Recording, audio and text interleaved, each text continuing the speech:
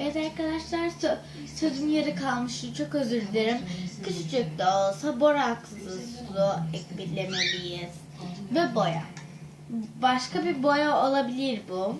İlk defa bu boyadan kullanıyorum. Şu kapağından alayım belki. Bu benim galiba ilk slime yapışım. İlk slime yapışım olduğu için yanlış yapmam olabilir. Yanlış yapabilirim. Her insanı yapan yanlışlardır. Bu galiba bir atasözü. Karıştırıyorum arkadaşlar. Bakalım olacak mı?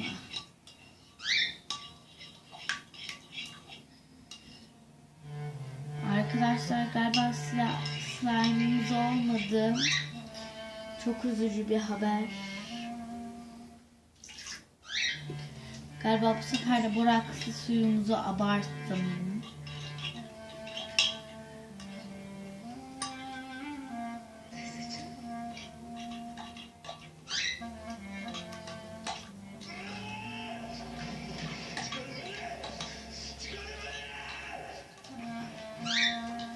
Çok kötü oldu arkadaşlar biraz rengi.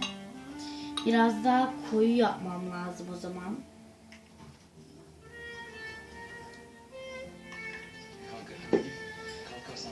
Parlak bir renk yapmak istiyorum. Bakalım olacak mı?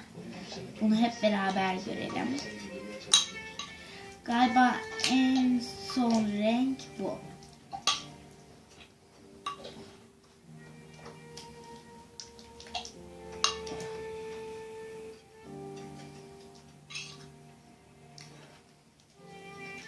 Evet arkadaşlar, biraz rengi güzel oldu sanki. İstediğim gibi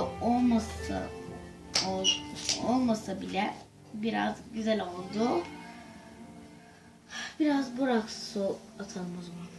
Yani yapış yapış. Ben yapış yapış bir slime istemiyorum ve slime mahvettik arkadaşlar.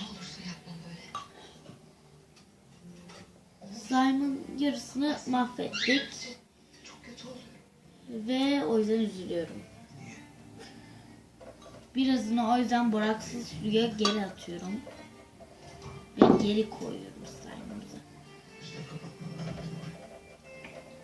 Arkadaşlar slime'ımız çok güzel oldu. Benim tekniğime de uyuyabilirsiniz. Abone olmayı sakın unutmayın ve beğenmeyi asla unutmayın. Görüşürüz. Ama sıra şimdi oynamakta. Bakalım. Biraz kötü olduğu için açamıyorum arkadaşlar. Bakın. Açamıyorum. Yavaş yavaş açılır normalde slime'lar böyle yaptığımızda. Ama benim esas kurtarmaya çalıştığım şey sensin. Sen olmazsan... Bakın arkadaşlar, açılıyor yavaş yavaş. Ve canavar haline düşüyor.